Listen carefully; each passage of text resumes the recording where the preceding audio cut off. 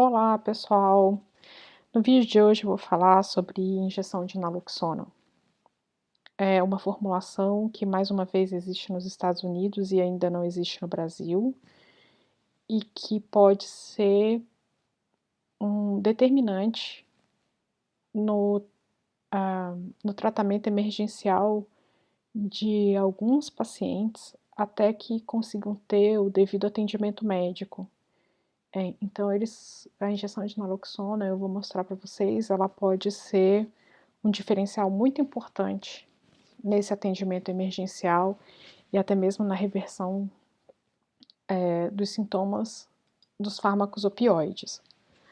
Bom, os fármacos opioides, como muitos de vocês sabem, são substâncias narcóticas, ou seja, são capazes de diminuir o nível de consciência, induzir o sono. Os opioides têm diversos efeitos farmacológicos, eu vou listar apenas alguns deles. O mais importante efeito farmacológico conhecido desses medicamentos é exatamente o efeito analgésico, que varia muito de acordo com a potência farmacológica do medicamento e pode ser inclusive usado buscando um efeito anestésico, como é o caso do fentanil. O fentanil é um fármaco opioide mais utilizado como anestésico do que propriamente como analgésico. Existe o efeito antitussígeno, que é disparado por alguns opioides, como é o caso da codeína. Os opioides são fármacos que têm forte efeito anticolinérgico e por isso podem então ser utilizados como fármacos constipantes. Além disso, eles podem causar retenção urinária, boca seca, visão turva e miose. E os fármacos opioides podem ainda causar efeitos euforizantes. Esses efeitos euforizantes estão muito relacionados à dependência induzida por essas substâncias. Com relação à origem, os fármacos opioides, eles podem ser obtidos por meio de extração natural, podem ser modificados quimicamente, como é o caso de substâncias semissintéticas, ou podem ser totalmente produzidos em laboratório. O opioide natural mais famoso, mais conhecido é a morfina, que ela é obtida exatamente do ópio, né? O ópio é um extrato obtido da cápsula da papoula. Essa morfina pode passar por modificações químicas, transformando a morfina numa nova substância, como é o caso da heroína, ou ainda existem opioides que podem ser totalmente produzidos em laboratório, como é o caso do fentanil.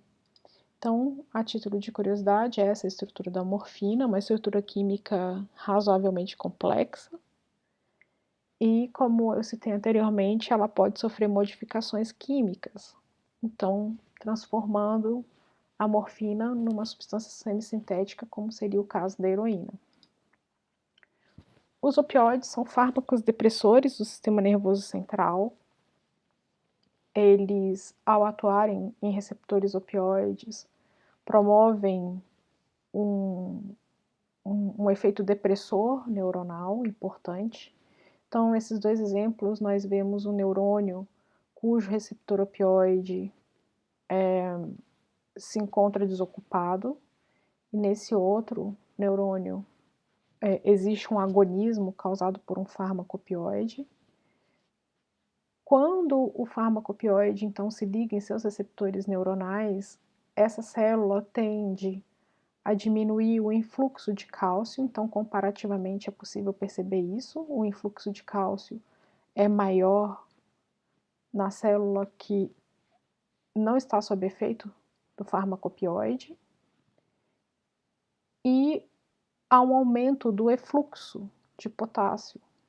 Então, o potássio intracelular tende a sair em maior quantidade enquanto o fármaco opioide está ligado ao seu receptor de membrana. Isso causa uma hiperpolarização da célula neuronal. Essa hiperpolarização resulta em um efeito depressor neuronal importante. São pelo menos 3 subtipos já identificados de receptores opioides, os receptores Mi, delta e kappa. Eles podem se localizar tanto no córtex cerebral quanto na medula espinhal. No córtex cerebral, quando os receptores Mi, delta e kappa são estimulados, é possível observar um efeito de analgesia supraespinhal.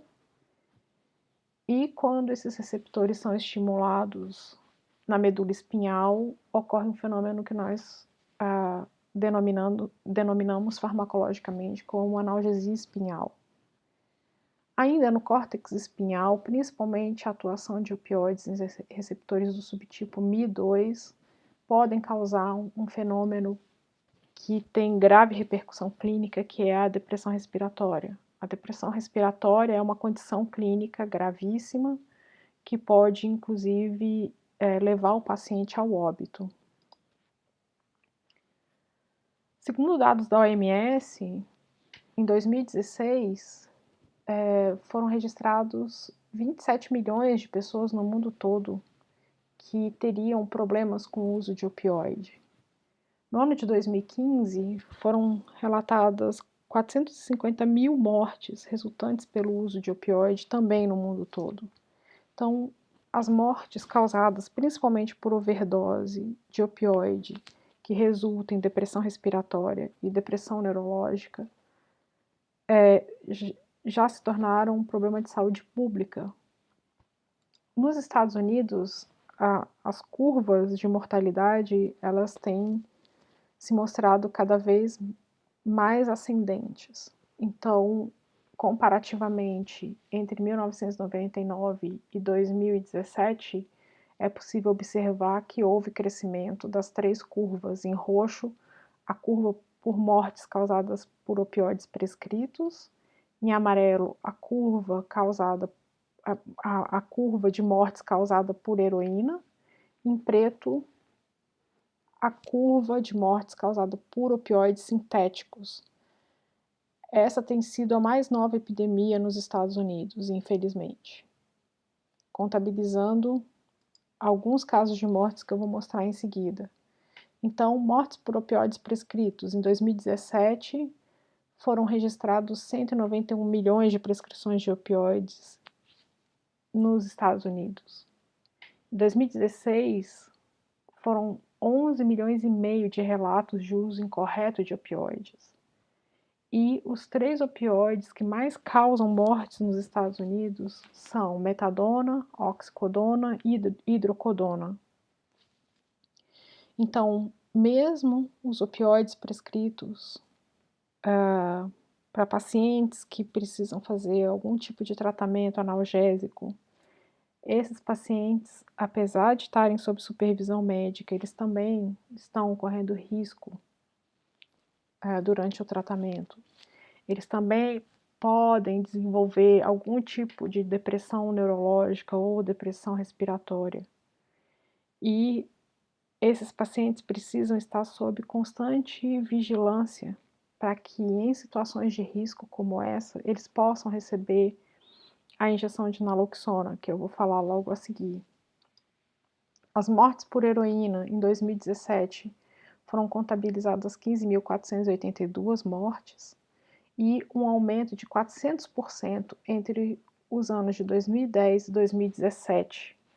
Então, mostrando que houve um aumento nesses últimos 7 anos, pelo menos, no consumo de heroína.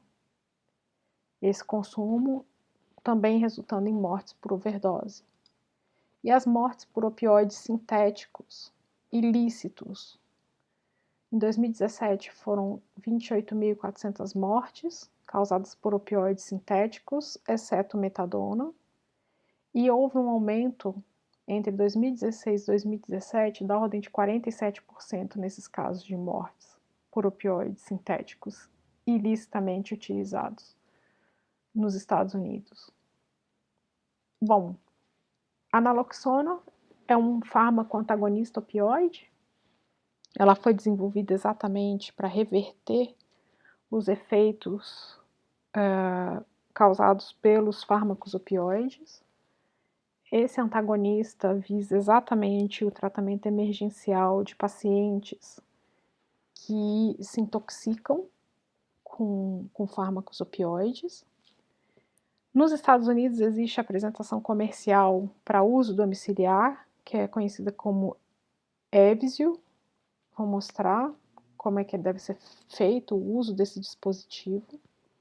As indicações para uso da naloxona é exatamente o tratamento emergencial da overdose por opioide, seja por causa de uma depressão neurológica ou respiratória. Então, a injeção de naloxona, ela é feita por meio desse dispositivo. Ele vem dentro dessa embalagem, que deve ser removida. Esse é o dispositivo. Antes de injetar, é preciso remover essa tampa vermelha. A base preta deve ser encostada na face anterolateral da perna do paciente e pressionada contra a perna para que a agulha, então, possa realizar essa administração da naloxona. Existe uma caixinha de som no dispositivo que vai dar todas as instruções para a pessoa que está realizando a administração do fármaco, e após a correta administração, essa janelinha se torna vermelha, mostrando que o dispositivo está completamente inutilizado. A base preta, ela se expande, cobrindo a agulha, exatamente para evitar, né, um acidente com pérfuro cortante. Então, vou mostrar um vídeo muito rapidamente. A embalagem é removida.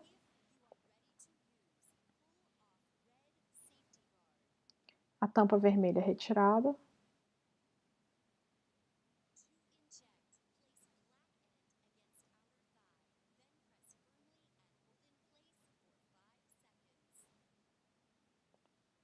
A base preta é pressionada contra a perna.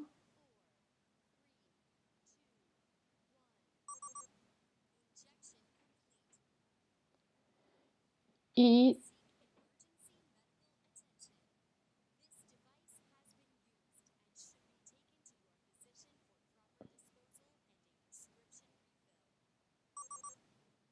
a recomendação é de manter a base preta pressionada por 5 segundos contra a perna do paciente, para se ter certeza de que houve a administração correta. Enquanto isso, o próprio dispositivo conta esses 5 segundos, como foi demonstrado nesse vídeo, e a janelinha fica automaticamente vermelha, mostrando que o dispositivo foi totalmente inutilizado. Bom, esse é mais um exemplo de formulação que existe nos Estados Unidos que ainda não existe no Brasil, e que eu acho que, apesar do Brasil não ter um número ainda alarmante de casos de overdose por opioides prescritos e heroína e opioides sintéticos, como acontece nos Estados Unidos, mas é sempre importante ter formulações, principalmente à disposição de usuários de fármacos opioides, para que os cuidadores possam prestar esse atendimento emergencial enquanto a ambulância se desloca e o paciente possa ter um atendimento médico adequado. Isso aumenta as chances de sobrevida de um paciente numa situação crítica de overdose. Esse era o assunto que eu queria trazer para vocês hoje. Eu agradeço por estarem seguindo o canal e aceito sugestões de temas também. E gostaria muitíssimo de agradecer a todos. E na próxima semana estarei aqui para trazer mais um vídeo interessante para vocês. Muito obrigada.